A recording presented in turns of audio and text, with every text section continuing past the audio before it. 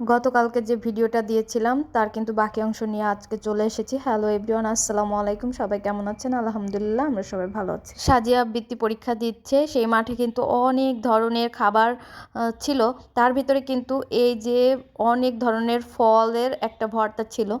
এইটা just wow, মানে এটা বলে শেষ করতে পারবো না। এটা কিন্তু একদমই হেলদি একটা খাবার, এতে কিন্তু কোনো ভেজাল নেই। আর এরা একদমই চোখের সামনে কিন্তু এই ভর্তাটা করতেছিল, আর সবাই কিন্তু মানে খাচ্ছিল কিনে। আর আমার এই ভর্তাটা একদমই এত পছন্দ, মানে কি বলবো। আমি যখন কক্সবাজার গিয়েছিলাম আমি কিন্তু এই ভর্তাটা একবার খেয়েছিলাম, খেয়েই পুরো ফিদা হয়ে গিয়েছি।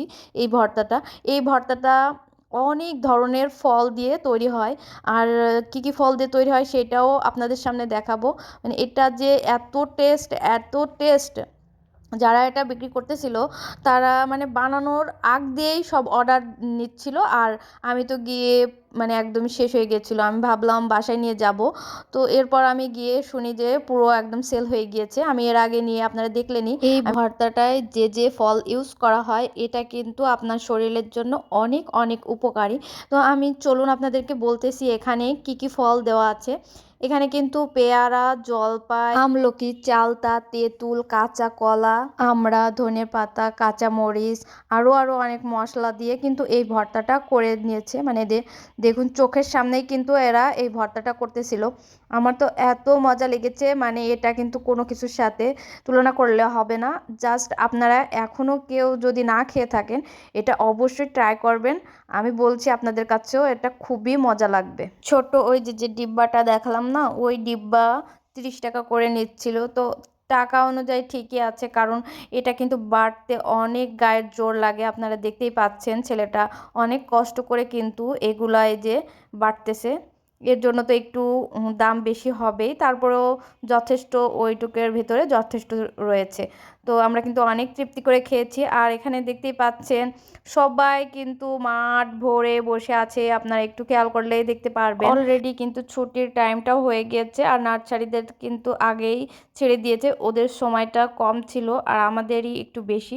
এরপর বরফি কিন্তু আপনাদের ভাইয়ের অনেক পছন্দ, আমি কিন্তু এখানে বরফি নিয়ে নিয়েছি। আর সাজিয়া সোয়াইবের জন্য আমি কেক নিয়ে নিয়েছি। কেকের দাম তো নিচ্ছিল 50 টাকা করে এক এক টুকরো।